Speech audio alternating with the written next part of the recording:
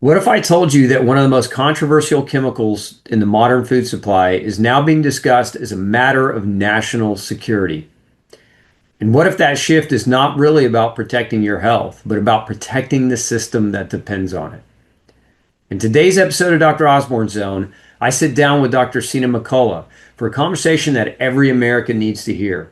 We break down the disturbing relationship between glyphosate, government policy, food industry corruption, and the agencies that were supposed to protect you. This is not just a conversation about one chemical. This is a conversation about power, accountability, food freedom, and why so many people are sick despite trying to do everything right. If you think the FDA is carefully testing everything that enters your food supply, you need to hear what Dr. Cena has to say. If you think harmful substances could never be approved without proper oversight, you need to hear this episode. And if you've ever wondered why clean food costs more while the most toxic foods are often the cheapest and most heavily promoted, we're going to connect those dots for you today. Stay with us because this conversation goes far deeper than most people realize. And by the end of it, you may never look at the food system the same way again. Stay tuned. We'll be right back. You unlock this door with the key of compassion. Beyond it is another world, a world of science, a world of common sense, a world of sanity. You're moving into a land of both empathy and ethics, of nutritional knowledge and empowerment. You've just crossed over to Dr. Osborne's Zone.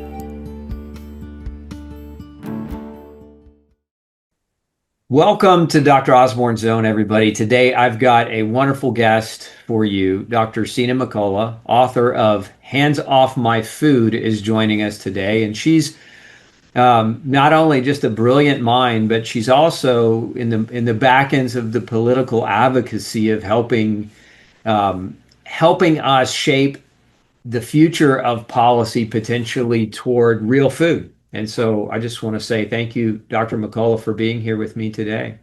Thank you for having me. Let's talk about the most recent thing that's probably on front of everybody's mind, and that's the executive glyphosate order that was recently passed. Can you talk a little bit about what that says, what it was, and what it means? Exactly. I'd love to.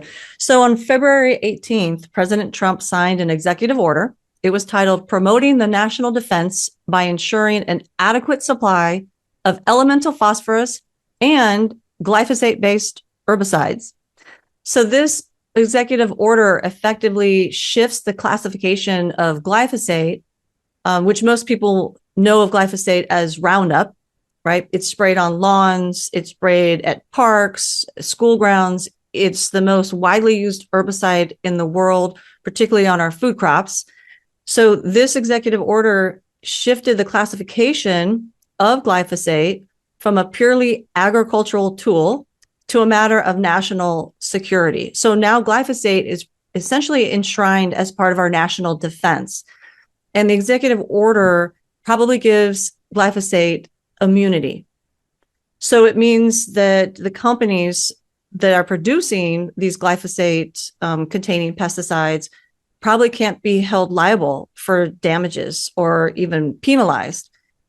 And that's a really big deal because right now there's a lot of lawsuits still going on where people are suing a Bayer who now owns glyphosate. It used to be Monsanto, but people are suing them for damage, in large part cancers, lymphomas that have resulted from exposure, chronic exposure to glyphosate.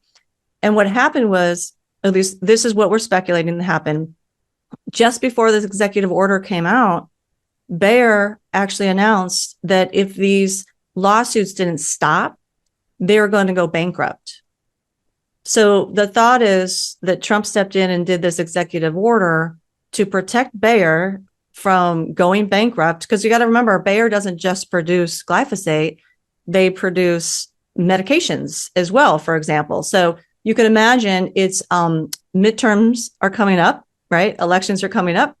Trump doesn't want this on his hands where you have this provider of glyphosate and medications that is going to say, oh, well, now you can't get your medication. And it's under Trump. Trump could have stopped this from happening, but he didn't.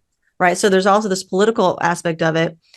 The Supreme Court was also scheduled to hear arguments in April regarding whether there's the federal EPA label, and there's a lot of the lawsuits are saying that there was failure to warn on these products. So the citizens who use these products didn't know that they were that dangerous because they weren't properly warned on the product label.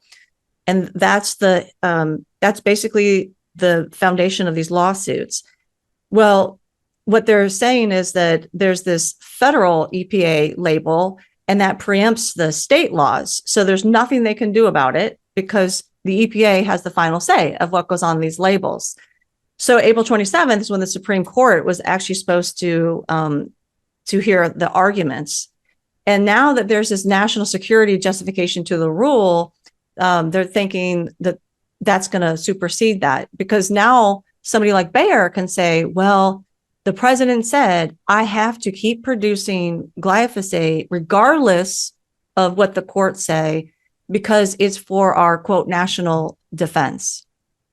So that's where we're at. And it's caused a lot of outrage, especially amongst Maha supporters. I mean, they're feeling like they were even betrayed. That's some of the words that are using, that this was a betrayal, that they were stabbed in the back.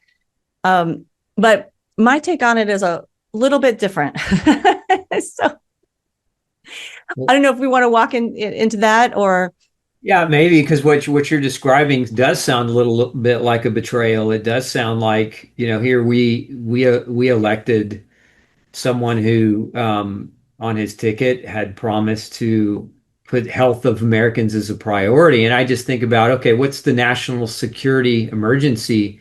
Is the food supply chain going to go belly up if we don't have glyphosate? I would argue that the national security component is actually poisoning millions of Americans.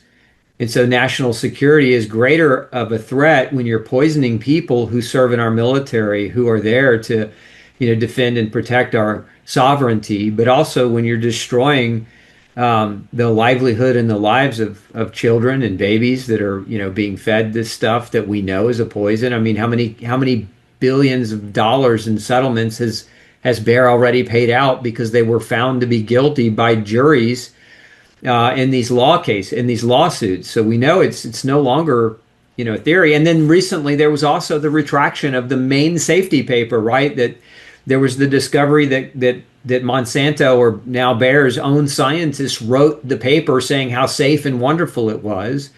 And that scientific basis for its safety approval by the EPA was fraudulently just in-house marketing fluffed up to look like science. So, yeah, I'd love to hear your opinion on how we haven't been betrayed, because it sounds to me a lot like politics and money are shifting this instead of true national security, which is the health of American citizens. Yes. So I will say this. For me, the executive order is a wake-up call for most Americans, because it's the clear evidence that the expectation of what government can achieve has been misplaced. So most people don't understand the limitations of government. And let me say, I'm not giving the government a free pass here, and I'll go in and explain what I mean by this. I don't give government a free pass, and I don't give industry a free pass. They're both part of the problem, and so are the people. And I want to get into that as well. But this executive order really reveals two hard truths to all Americans. The first is that our food supply has become dependent, like you said, on the very chemicals and GMOs that are making us sick. Like, to me, this is unequivocal that these chemicals, GMOs, glyphosate, many of the GRAS chemicals, recombinant bovine growth hormone, the list goes on and on. We have so many toxins in our food supply. This is making us sick. The evidence is indisputable at this point. So when Trump says we need to have glyphosate kind of enshrined and protected for our national security, that is stating to Americans the truth that the food supply is dependent on glyphosate and GMOs.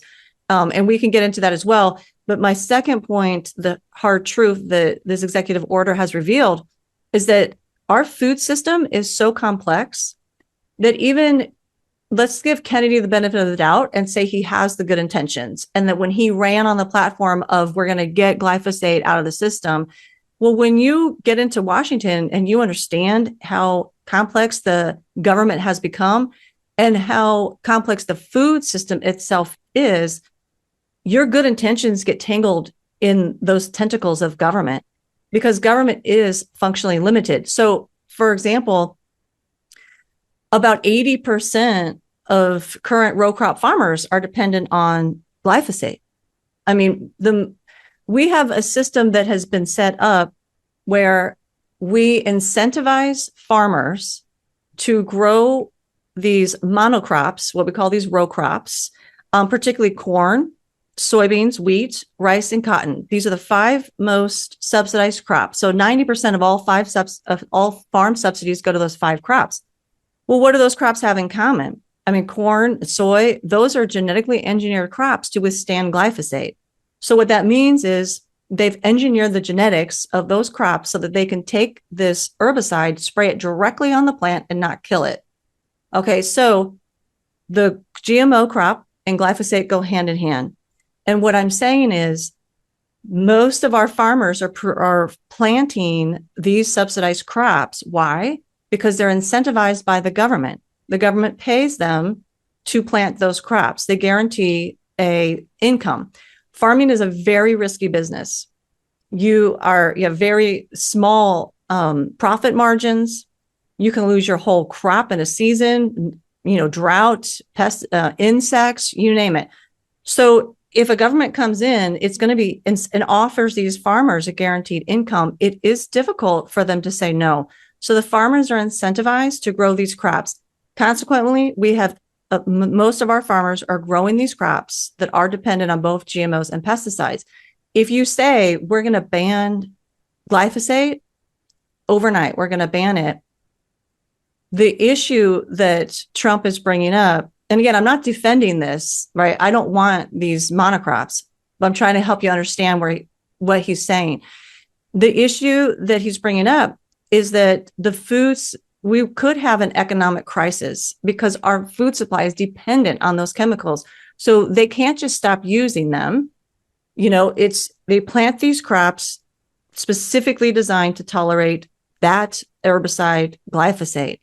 And so you could have a collapse of that system. Now, I'm a free market supporter, and we haven't had a free market ever since we got the Farm Bill, ever since we got these subsidies, way back to help us after the Depression. So I don't even like that whole system. So my stance is let it fail, right? Let's go through the hardship and let this fail. My co-host of my podcast is Joel Salatin from Polyface Farm. And he calls this out as BS because he says you can transition a farm from these monocrop row crops, subsidized crops, over to regenerative ag in 3 years. So, why are we not really moving forward and committing and taking action to be transitioning over to a system that is healthy for us and healthy for the soil and the animals and the plants? So, but the reality is most of our food calories come from ultra processed foods, right? You talk about this all the time. We know this. They're addicting, and they often are conventionally grown. So they're often genetically modified, and they're sprayed with these pesticides. Now we have glyphosate used as a pre-harvest desiccant. So it's sprayed sometimes a week or two right before harvest to get a uniform dry down of that crop. That's an economic incentive. It doesn't add nutrition at all to the plant. It makes it sicker, but it's an economic incentive again. So you have more residues now of glyphosate on these foods. And we are trying to get people, when I say we, I mean, Joel and I on our podcast, we're trying to get people to move away from these subsidized foods that are killing us and towards real food. So here's the issue. Not only are farmers incentivized to grow these crops that are toxic to us, the American public is incentivized to buy the foods made from those crops because, number one, they're made to be addicting, but number two, they're cheaper. In general, they are cheaper because what happens is you get farmers who are growing these crops these subsidized crops because they want to get paid.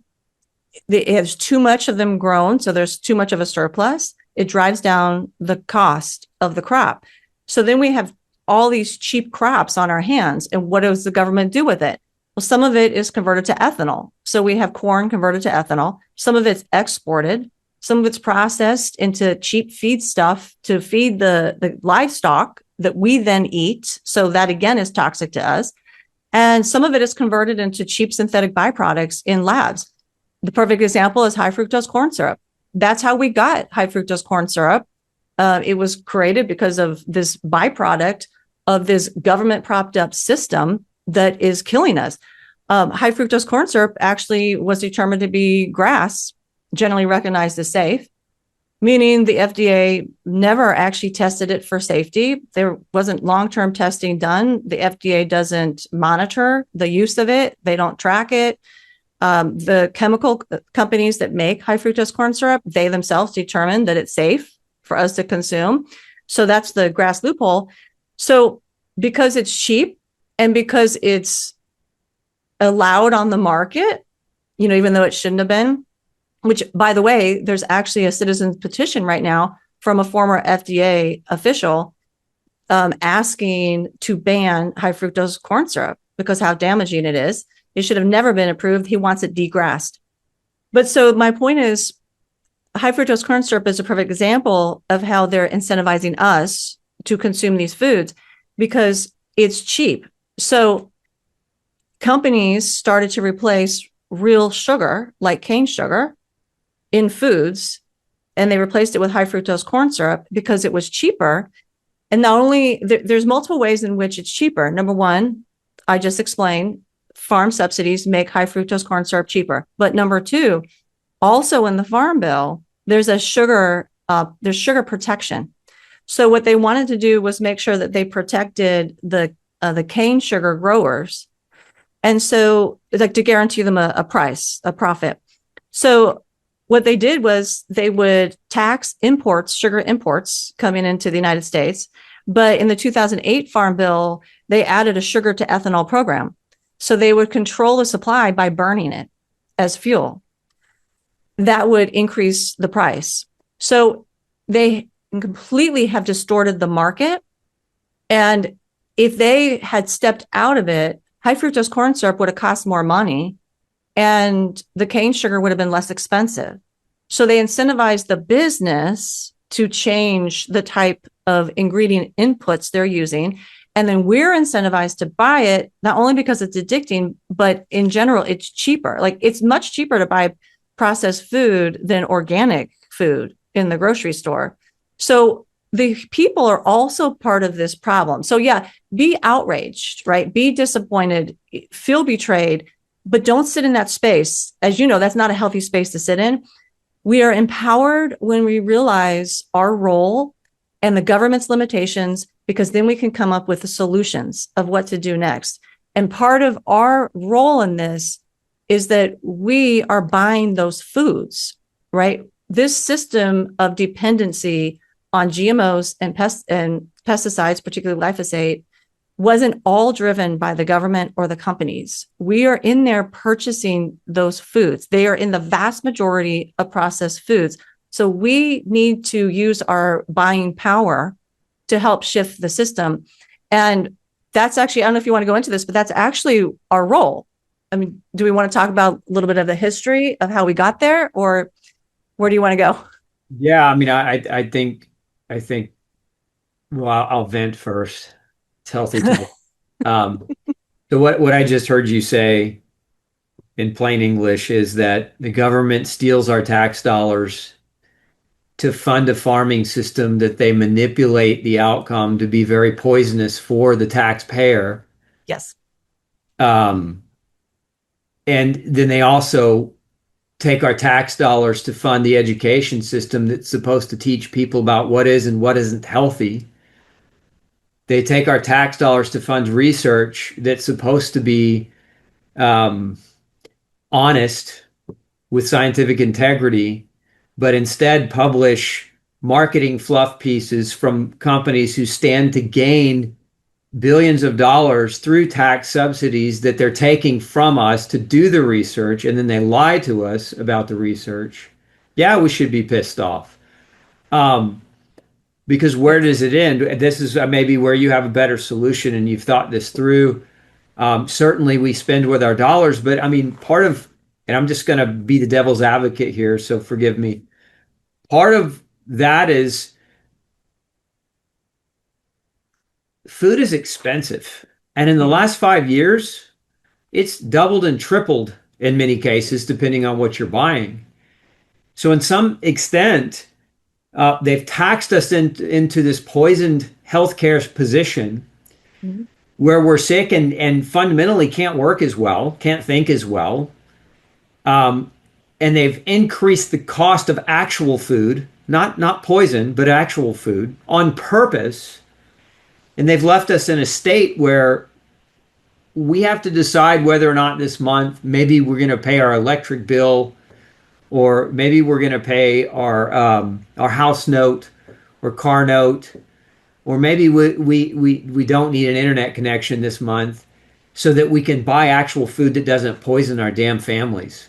Mhm. Help me understand a way out of that puts the power back into the hands of the people. I'd love that.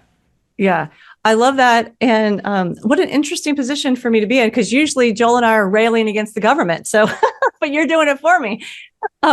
Yes, I am. So let me say this. I'm not defending what they're doing. I think what they're doing, I understand what they're doing. I don't like it. Lots of different examples we can go through about the role of government and industry. So let me start out by just saying there is a pattern, and let's get into the solution. But to understand the solution, you have to understand the situation that we're in. You've done a great job of laying that out. And yes, they are using our tax dollars to pick winners and losers. And we see this in every aspect of the food supply. It's very, very infuriating.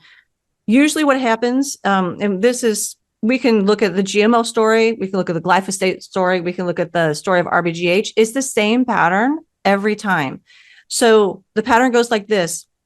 Industry comes up with something that they want to put in our food. Sometimes it's a byproduct of the industrial system, and they're just trying to figure out what to do with it. All right. So what they do is they will say to the FDA, hey, we want to, use this in the food supply. And they submit their own industry funded data. Like you said, this is not independent research. The company has usually done the data, the study themselves.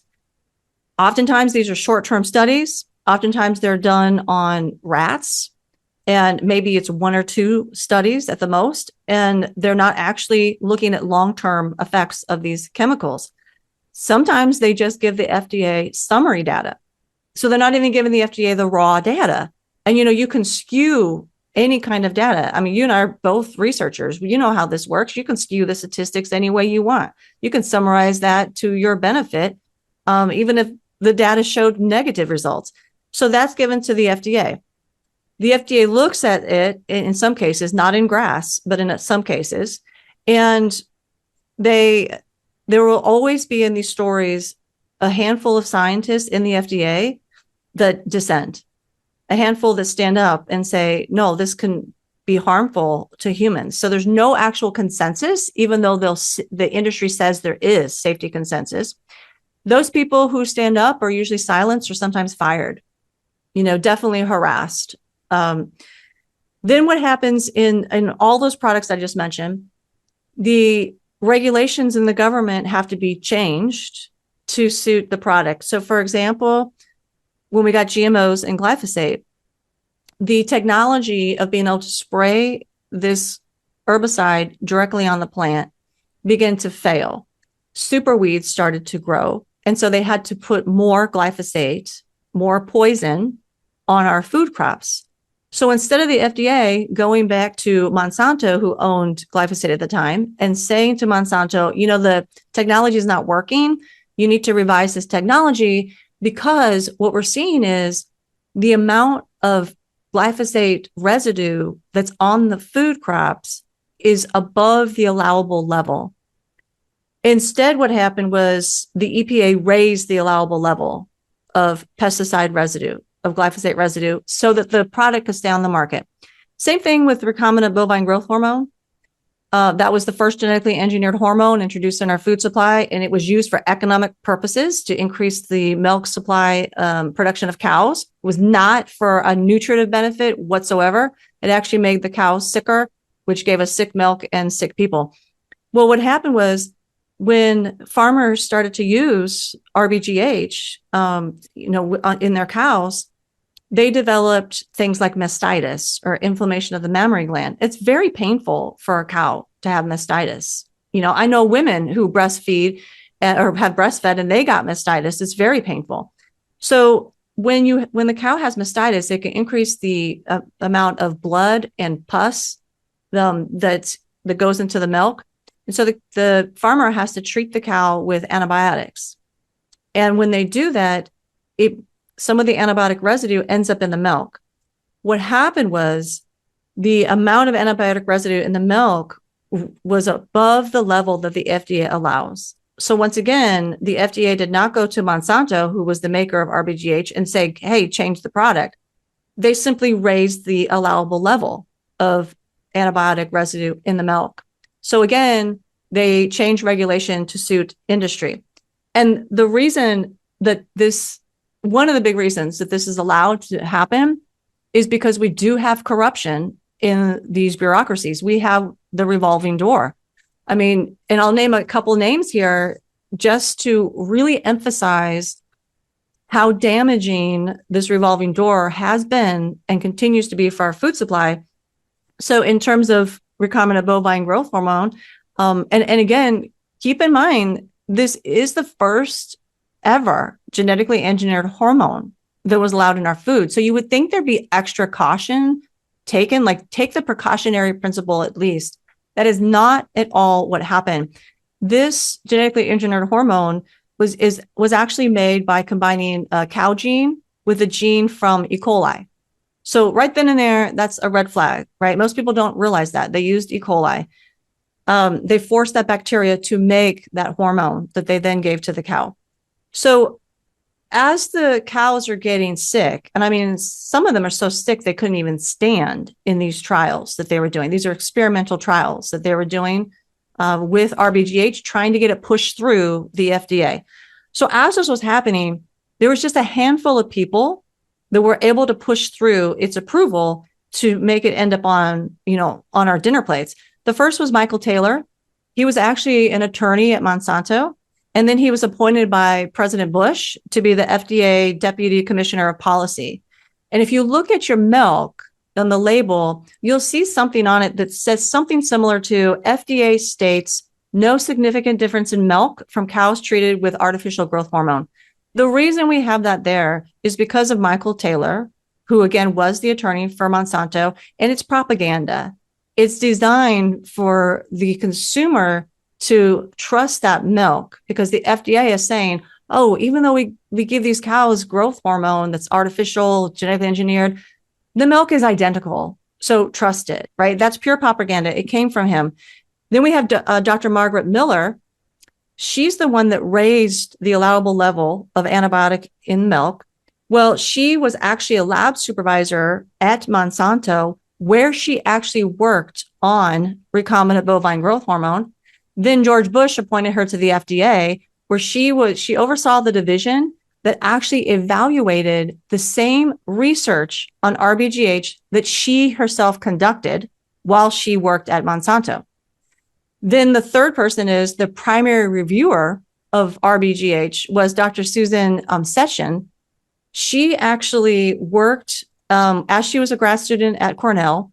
She conducted studies for Monsanto on RBGH. Then she was hired by the FDA, and she also approved her actual studies.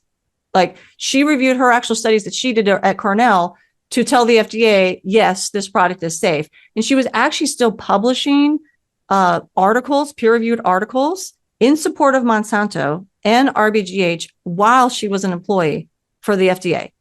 So this is how this revolving door is how we're getting this. They're getting this corruption through. It's how we're getting these toxins through. And I will say, the moment that I realized we're not only losing our health, we're losing our freedom.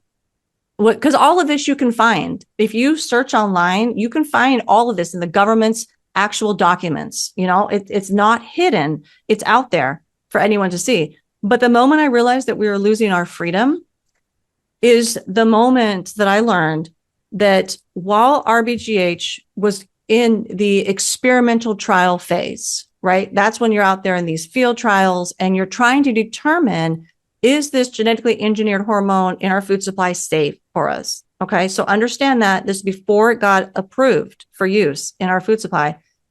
There was about an 8-year time period while it was experimental that the FDA allowed Monsanto to sell that milk to Americans on the grocery store shelves, and it wasn't labeled. So I asked the Government Accountability Office, because I didn't want to believe that. Who wants to believe that this is what our government is doing with our tax dollars, right? I was raised a patriotic American, that American is great. And, we have to support America, and they're out for the little guys, right? They're like the Rocky story. Who doesn't like the Rocky story? Like, we're the underdog. And this is a safe, healthy place for us to grow up. So I didn't want that bubble to be burst for myself. That's why it took me 5 years to write the book, because I kept having to find one original source after the next, because I did not want to believe this is happening. So I went to the Government Accountability Office, which is like the watchdog over all the government agencies. And I asked them, is this true? Like, did the FDA allow Americans to unknowingly drink this experimental milk? And they said, yes, that is true. And we disagree with the FDA stance. And that is still the FDA stance, that they can do these experimental trials, put it in our food supply, and not tell us. So yes, you bet. I'm totally outraged. Like, I'm right there with you. And the more you learn about it, the more you understand that it's not a one-off. It's not just RBGH. Like I said, the same story happens with GRAS chemicals, with GMOs, with pharma crops. I'll tell you, one of the other shocking things that I realized is, I mentioned GRAS, generally recognized as safe. We know that is a loophole where the government is the company is self-certifying their chemicals as GRAS, and they don't really have to even conduct safety studies on it. Well, two things. Number one, they don't actually even have to notify the FDA. When they put a new chemical in our food, they don't have to tell the FDA that they do that. The FDA knows and has known that this is a problem. We are estimating that there's about 10,000 different chemicals in the food supply, and most of them came through the GRAS loophole, but nobody actually knows how many chemicals there are. Even Kennedy has recently admitted this, because that process to notify the FDA is voluntary. Well, guess who made that process voluntary? The FDA itself. So that was disheartening. But then also, when people think of GMOs, number one, they think they're precise, because that's how they're sold to us, that this is precise science, precision technology that's being done in these labs. It's not. Now we have CRISPR, but most of our food has been modified using gene gun technology, where they're literally shooting genetic material out of a gun into this sample. I mean, that's not precise at all. So there's this whole facade that there's these scientists that are all precise, and, they're doing this to feed our country and the world. I mean, we need these GMOs, and that's a lie. But here's the thing that really was a wake-up call to me. Another thing that was a wake-up call to me. When I learned about GMOs, I thought that since they are literally changing the genes of plants and animals, right? Sometimes they're crossing species sometimes. BT corn, right? They're taking this BT toxin from bacteria and they're sticking it in corn, and they're making the corn produce BT toxin, which is a pesticide, right? And we eat that corn. So you would think it went through a lot of scrutiny, right? Long-term testing, the FDA probably tested it. That did not happen whatsoever. And in fact, GMOs got onto our market through the GRAS loophole. They were actually presumed, in quotes, by the FDA to be GRAS. So the companies making these GMOs determined that their GMOs were safe. So literally any company can make a GMO and just stick it on the market and not even tell the FDA. I mean, that's outrageous. So Yeah, I agree. I can't disagree. Um, so what's the solution? Because here's the other conundrum, right? Now they're trying to pass laws where they don't even have to inform us of what it is that we're eating. And based on what you said in your research, they're not informing us anyway. that's right. 8-year experimentation in dairy, right, with recombinant bovine growth hormone. And what else are we currently eating that we don't even know about? Um, so where's our solution? Yes. Okay. So I'm going to talk about a couple things here. One is the reason why I am not more outraged by the executive order than a lot of other people isn't because it doesn't upset me. I mean, it's very disappointing, but I never expected them to be able to just ban glyphosate. Okay. Because I understand the system. So I think part of what's happening is, or my hope, let's say, my wish for everybody is that you could understand how the system works so that when things like this happen, we aren't pushed into a state of like fear or anger or rage. Like, have those emotions, yes, but be able to process through them so that we can once again be part of the solution. Because it does not surprise me at all. When people were expecting Kennedy to go in there and ban glyphosate, I never once expected that because I knew he couldn't do it. He is not that powerful, and the system is too complicated and fragile. We saw that during COVID, that how fragile the food supply really is. So that was one wake-up call for Americans, okay? And it started a movement. It started people becoming backyard gardeners, and homesteaders. I mean, Joel wrote Homestead Tsunami because so many people turned to homesteading. That is part of the solution, becoming self-sufficient, again, dependent on yourself. That's the way to know what's really in your food. A lot of people don't have the time or maybe the space to do that. So you can do that even in an apartment. You can start small. You can do it in a windowsill. There's things you can do. Joel has lots of great books on how to do that.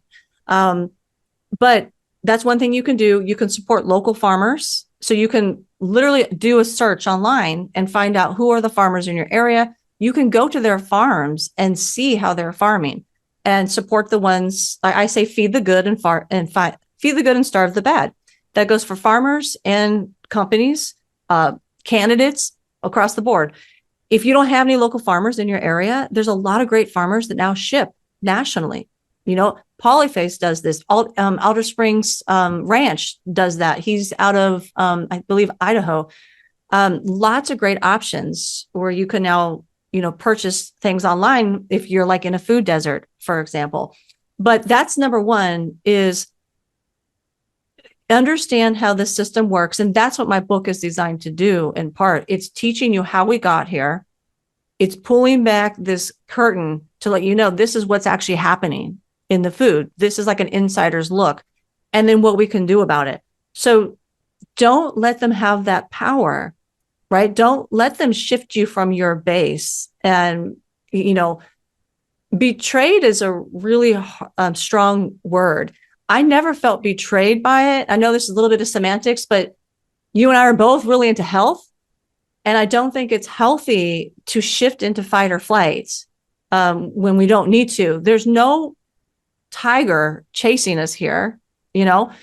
It's really just this hard truth that we need to look at and come to terms with so that we don't go into fight or flight when we're dealt these cards. Okay. And I'm really all about practical, simple solutions so that you can become empowered and not feel disempowered or go into a victim space or feel like we can't do anything in this situation because we can. So the second thing is, so don't go into fear. Realize a lot of the solution is local. You do have purchasing power, and also realize your role and what it was always meant to be, and realize the FDA's limitation. So a former FDA commissioner actually said on record that what the FDA is doing and what the people think it's doing are as different as night and day. Most of us have this misplaced expectation of what the FDA's job really is. The FDA was not designed to be kind of like this nursery to protect us. It was actually designed to facilitate a marketplace where you and I, as consumers, are the final judge. So just a few years before we got the FDA, there was a government worker named Dr. Harvey Wiley, and he created this poison squad. And he was trying to prove that preservatives were toxic to people because he wanted the government to ban them. So he took healthy young men and he gave them increasing dosages of different preservatives like formaldehyde and borax. And he intentionally made them sick. I mean, these men got so sick that some of them couldn't function anymore. Well, Wiley's experiments led to establishing the founding principles of the FDA. And these are the founding principles of our national food laws. And one of those principles is the companies are responsible for the safety of the food and chemicals that they produce. You can not like that all you want, but that's the reality of the system that we have. That is how the FDA was founded. Companies are responsible for that. Now, FDA is responsible for labeling, which we can get into in a minute. They're failing at the labeling, but they're responsible for the labeling, transparency of labeling. The citizens were always designed to be the watchdogs. We are designed to play the role where we keep government and industry in check by having the final say with our purchasing power. That's what Americans did before we had the FDA. Your safety net was your relationship with your farmer and your relationship with shopkeepers, right? The net was your active vigilance. But when the FDA was born in 1906, the government seal of approval came out, and it caused this shift in the American psyche where safety laws started getting passed, and Americans began to be lulled into this false sense of security, and they began to blindly trust the food. I call this the veil of unearned trust, right? So we traded the local eyes for a bureaucratic safety net that was actually full of holes. But because the net existed, we, the people, stopped looking for the holes. That veil of unearned trust has been passed down from generation to generation like a family heirloom. It keeps us sick, it disempowers us, and it keeps us waiting for a rescue from the top down. And that rescue was never part of the deal. Okay. So again, I'm not giving government and industry a pass. They're part of the problem. But I will tell you, in the FDA's own documents, they admit that the people are the solution. I cite this in the book. The FDA states openly that we, the people, are not providing enough demand in the market to incentivize the companies to provide safe food. Again, you don't have to like it. You can argue against it, but this is the reality of the system that we actually have. They've told us the rules. We are supposed to give our consent selectively with every food purchase. So again, your dollar is your vote. Feed the good and starve the bad. The problem is the FDA is so corrupt now that things are getting on the market without being labeled, for example. So it's harder and harder for the consumer to play their role.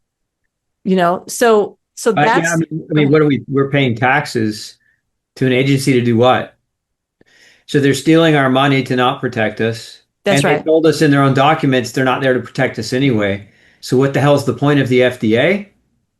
Exactly. Department of Education, can we just abolish the bloviated governmental entities that are there for the industry? They're there to enrich themselves off the backs of the industry while lying to the American public as they poison us simultaneously. Yes. Welcome to my world. And then maybe we could take some of that money and we could afford the 3x or the 4x cost of beef right now. Yes, give it back to the people. Like, stop taxing us so much. So, yeah, this is the preface behind the dietary guidelines that have kept us so sick, right?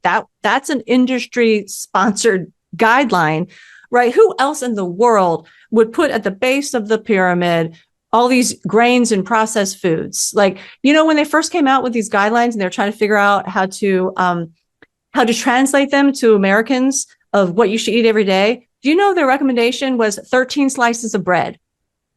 That's the best they can come up with. I mean, it's ridiculous.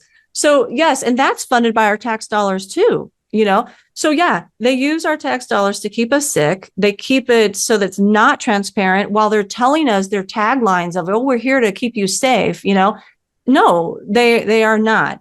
I don't even think they understand the original intention of the FDA. But now you're speaking my love language, because Joel and I are both in favor of get rid of the federal FDA. Everything should go down to the local level. We as Americans, as voters, we can't really hold them accountable. Like, well, they're not elected. They're not elected officials. That's right. They're not elected officials. And we can submit citizens petitions, but oh my goodness, that is a waste of breath. Like it's been successful in some ways, like with trans fats, but goodness, I mean, even that took over a decade or something. But you've got to create a movement of hundreds of thousands of people being injured to where you've actually coalesced enough data from honest scientists who, at the risk of their careers, many of them lost their careers, just to get the information compiled takes 10, 15, 20 years. Tobacco was the same. Right. And then when the will was against it, it happened. And, we're seeing the same kind of shift with the CDC. And we're seeing this, hopefully we're seeing this shift now with the FDA. But, my point is, I guess, it just feels like it shouldn't take 20 to 30 years of people being maimed on purpose by poisons. I should say allegedly, so nobody comes and tries to sue me. But like, why does it have to take that long? Because if it's in the hands of the citizen, most people, that stamp of approval, like they live in a world where their head's in the sand. Like that stamp of approval means everything. There's no way the government would possibly want to hurt me. You're crazy. Yeah. You're crazy, because there's no way anyone in the government would allow that to happen. But what I'm hearing you say is that the government's intent, the FDA's intent that's not their intent, and that's in writing. They're not there to protect you. They're not even really there to serve you. They're there to distract you with tricks so that you keep making mistakes in confidence that you're not making mistakes. Yeah. So they would obviously push back and say, oh, no, it's on our website and stuff. We're here to protect you. Right. So that is their mantra. But yes, what I'm saying is when you go, when you pull back that curtain and you see the dragon standing there, like you understand what they're really doing. And again, there's some really good intentioned people, but as long as you have even a handful of people in this revolving door situation, I mean, the same thing happened with glyphosate, all of these things, as long as you still have this revolving door that is allowed, you're going to have this happen, right? People are motivated for self-preservation at the end of the day. And so it's going to persist, and we're going to keep having toxins in the food. We're going to keep having loopholes in the labels, which is one reason why that's a big thing Joel and I talk about on our podcasts. It's called Beyond Labels for a reason, right? We go beyond these labels to let you understand, don't be duped by this label. Don't waste your money on that label, because it is so complex. And there's just so many backdoor deals that go on. And by nature, government is going to be, it's going to be corrupt, and it's been that way through history. And every single law that goes on the book, there's going to be loopholes, right? That's just how it happens. So you have to understand the loophole so that you understand what you are consenting to when you do use your dollars in the grocery store. I mean, a clear thing is what you talk about all the time. Just stop eating the processed food. You can really decrease your toxic burden from food if you stopped eating processed food. That's a huge area where we have a lot of these chemicals coming in through the GRAS loophole and whatnot. It's in the processed food. Another way that you, and I'm just trying to give the listeners, like, because I imagine this might sound really heavy of a topic for a lot of people who just aren't aware. And trust me, I understand, because my veil was so thick that it was, I mean, it led to me getting debilitatingly sick. I mean, you're the one that helped me come back from near death, even now I still get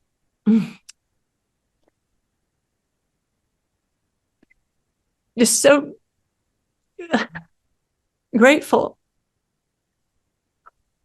because we didn't think I was going to make it. We thought my children would grow up without having a mother. And it was you that helped me find the solution and heal. So my veil was totally thick. So I understand where all these people are coming from when they're like, why would the government actually do that? This sounds like a conspiracy theory. Again, that's why it took 5 years for me to write that book, because I couldn't believe it. I mean, it took me, I wrote 110 pages just on recombinant bovine growth hormone, because I kept having to need more evidence. Just one more piece of evidence from the government, one more piece of evidence from this part of the government, because I didn't want to see it, But once you see it, and once you've gotten sick because of these lies and backdoor deals and the corruption, you not only can't unsee it, but you can't stay silent anymore, because there's so many families now that are going through what I went through and what my children went through. And it doesn't have to be that way. We live in America. This should be the land of the free, the home of the brave. And they're trying to attack us. They're trying to censor us. And I'm trying to stand in what I think the beliefs are of this country and what it was built on, and be brave, not let them silence me, because we're on a mission here, right? The most important thing is to help other people find their second chance too. And I'm here to tell you, you can thrive, even in this broken system. We all can thrive, but you have to know where those holes are. You have to know where the holes are in this safety net, so you can start weaving them closed with your own decisions. I mean, I hear what you're saying. At the end of the day, it's ultimately everyone's own personal responsibility, right? It's your responsibility to make the right choice for you. And it's as a parent, your responsibility to make the right choice for your children. But in order to do that, you can't trust the entities that we're paying to do That's that right. work, because they're corrupt. And that's the wake up call. That's the message, right? And there's maybe not a great, easy, simple answer to change that this term or this election cycle. And I get that. That's the realism behind, I think, what you maybe are trying to say is that, look, the Yeah. reality is there's too many corrupt assholes in politics that are stealing our money and happy to do it and happy to lie out the other side of their mouth to the American people. And there's too many gullible people willing to listen to that, because they don't want to possibly fathom the reality of a world where the government is purposefully allowing them to be sick, because that sounds an awful lot like pick up your guns and let's march to Washington. Not that I'm advocating civil war. I'm not. There's definitely a civil way to bring change with your dollar, with your wallet. But I think the conundrum is that many people have to first get past the veil of Yeah. deceit, and then once they're there, they can make really solid decisions. They can eat real food. They can feel the change in their health, and then when that happens, a lot of things become possible, right? This is hard to navigate the world when you feel bad. It's hard to navigate when you're sick all the time. It's hard to think clearly, when you're being slowly poisoned and struggling with that. So step one is self-advocacy. Maybe step two is you mentioned local. Go local first, and I think that's great advice in terms of avoiding the potential pitfalls of labels, because they are deceitful. So where you Yes. buy food that has no label, you can't be deceived. Maybe the local farmer deceives enough people, but capitalism pushes that guy out of business, right? Because he's got bad product or product that makes people sick, they'll quit buying it. So at That's right. the end of the day, that speaking with your wallet, I think is great advice. Yeah, when you go local, there's word of mouth, right? And there's all these communities now, and not that I want to support Facebook, but there's a lot of like homesteading communities and farmers advertising on Facebook. So you can even plug into those communities and ask, hey, where can I get my local eggs or my meat? Or is anyone growing vegetables? There's lots of different ways now that you can plug in through social media and technology. And I will say it's not just the government, right? It's also the industry. It's industry that's corrupt too. And a lot of them, it's the dollar, it's their bottom line. So you have to hit them where it matters to them. Like they are trying to save money, right? And so the only way to really affect the industry, the companies that are making these foods, is to starve them, stop buying those products. So yeah, I do think that the best thing to do is really grow what you can, get from local farmers, buy from other farms. You can ship things now. Try to get foods where you don't have to trust the label, like the processed foods and whatnot. But the very, very first step is awareness, right? So open your eyes, be willing to see what's actually happening. Because once you understand, like everything I lay out in my book, once you understand what the system is and how these things are happening and what foods are affected the most, that will help you to empower you to make better choices, like when you're in the marketplace. Like I try not to step into the grocery store at all, but, we all have to do that for some things. Even Joel shops at the grocery store sometimes. But I really think the power is in the people, and it's going to take returning to, like I said, what we had before the FDA came about, where you did local transactions, and that's how you held people accountable. It's too difficult to hold a federal system accountable. So we're really advocating for the consumer, moving the free market, trying to go local as much as possible, and even hopefully trying to eventually get rid of the federal FDA. Let's at least bring it down to a local. We have local agencies, right? Just like education. Let's bring that back to local. Let's do the same thing with the FDA. Just bring it to local. You have much more influence when it's on the local level than you do at the national level. So yeah, it's not some easy, quick solution, but there's some starting points, if people want to start jumping in and trying to get clean, actual healing foods for themselves. So can we circle this conversation back around then to the way we started it, which was an executive order signed to keep glyphosate in our foods as a measure of national security, right? Mm-hmm. What are your predictions? I know I know you have your opinions, and I know you want to stay as positive as you can, but what are we going to see come out of this? What do you think? So I would really be surprised if our farming system that we have now, our industrialized farming system that feeds us, I will be really surprised if there's any meaningful transition away from monocrop subsidized farming to, biodiverse regenerative farming. I don't think the heart is there. I don't think the will is there to actually do it. Like, that's just my honest opinion. I think that they've protected glyphosate because Bayer was going down. And again, I'm speculating. I'm not in on these meetings, but I do think, the lawsuits were mounting and they were winning. The victims were winning. And I think that it was taking Bayer down. And so Trump couldn't have that happen. And so he stepped in to save the company, just like he stepped in to save the soybean farmers, right? When he slapped on the tariffs and then China wouldn't buy the soybeans. Well, what did he do?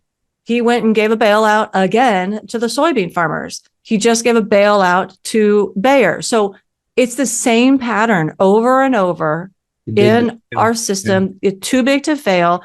And so the will is not there, right? Nobody, I think, no elected official wants the wants Americans to feel the hurt that we'd have to go through to really shift this food supply meaningfully. They don't want it done on their watch. So I don't think we're actually going to have meaningful change in food, at any time soon. It's really going to be the people waking up. That's why part of me was almost, I know this probably sounds very controversial, but in a way, when he issued that executive order, part of me was a little bit grateful because they showed their true colors. They showed the American people, this is where my loyalty lies, right? So not only this is now how dependent we are on this system, but we are going to jump in and save that system at all costs. And so I'm hoping that it is a wake-up call. This is one of the wake-up calls that we need in order for people to realize, wait, the rescue is not coming from the top down. We need to be empowered and we need to start taking the steps ourselves. And we can do it. There's nothing that says that the consumer can't shift this. Actually, throughout my entire book, I have all of these sidebars. I call them free market wins. And it's all these examples, one after the next, of companies changing formulations because of consumer demand, and the company admitting it's because of consumer demand.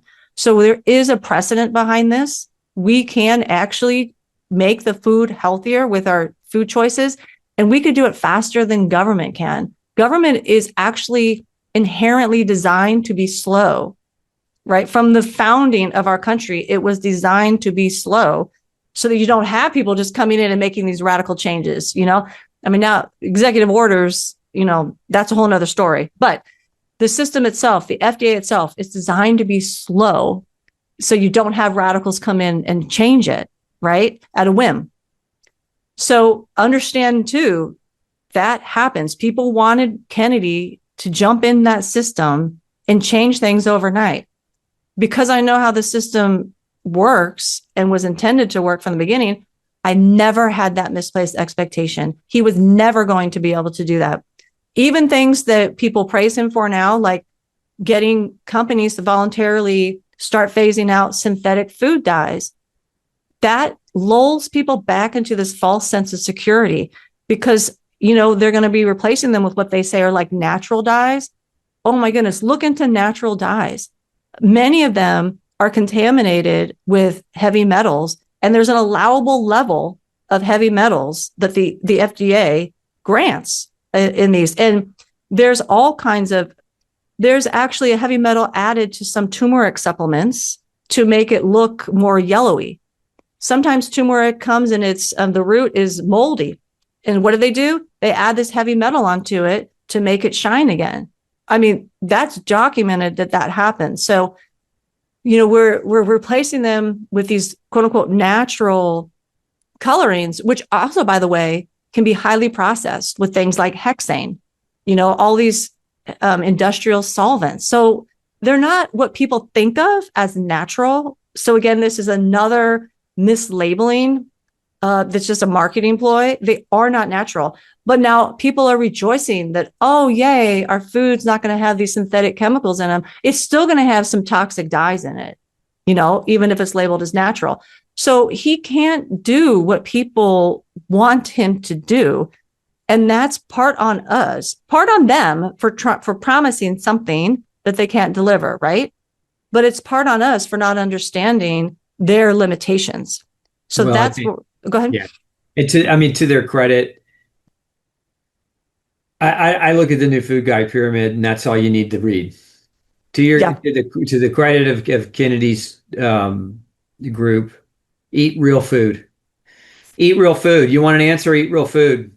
Mm-hmm. Yeah, all the other stuff is circus flips and noise and distractions from the reality of if everyone would just eat real food, we'd have a lot less problems. And if the food guide pyramid is shaped in such a way, to me, that's all he needed to do. He just needed to go in there and make a food guide pyramid, stamp that approval, so that people will be like, oh, I just have to eat real food. So there's no ultra processed food anymore on the food guide pyramid. So maybe, in some minds, that moves the needle. In some homes, that moves the needle. But at the end of the day, I agree with you. I don't think it's not fair to blame any person or any one group for failure because the system's designed to perpetuate corruption. It really is. And I would say, I mean, I agree with you. I think if you're looking at an achievement he made while he was in bureaucracy, that food guide pyramid is the big stamp. Like, right, that's his golden ticket right there. I was disappointed that they kept that 10% saturated fat cap. I think, that was a huge miss and has implications too for prescription medications and statins and whatnot. But that will be his legacy. And again, for me, even if he does nothing else and can't get anything else through, his biggest contribution, hands down, is just the heightened level of awareness he has brought. It is unprecedented level of awareness that he has brought to the problems in our food supply. You have 20-year-olds now looking at their soda cans and reading the labels. I mean, that's huge. That's what we needed, because for the people to move the market, they first have to be aware. And he accomplished that, before he even got into that bureaucratic position. So for me, he did his job. And now it's almost like, don't do anything else, because when you do things like the synthetic dyes, the veil comes back over, the American public's eyes. So take it as a win. And now let's move the market together. Amen. Well, thank you. This has been a really great conversation, enlightening to say the least. Tell us about your book. You've just had an updated version of it. I know it took you a long time to write, and it's been there, and you've just done an update. But love to hear more about it and where people can go and find it. Awesome. Yeah, so it's available now on Amazon, and you can go to my website too to learn more about it. drsinamccullough.com. It's here's the book. It's Hands Off My Food: How to Defend Your Food, Health, and Freedom. I basically walk you through how we got the FDA. I go through the story development of GMOs, dietary guidelines, pharmaceutical crops, which, that's another one we didn't get to, but that's a whole story in and of itself. And I give you solutions as you go through each chapter. And the whole final section, section 3, is solutions of how you can actually defend your food, health, and your freedom. Fantastic. Dr. McCullough, thank you so much for taking time out of your day to be here and share your knowledge and wisdom with our audience. I really appreciate you. Oh, thanks for having me. And thanks for saving my life. Have a wonderful day. You too.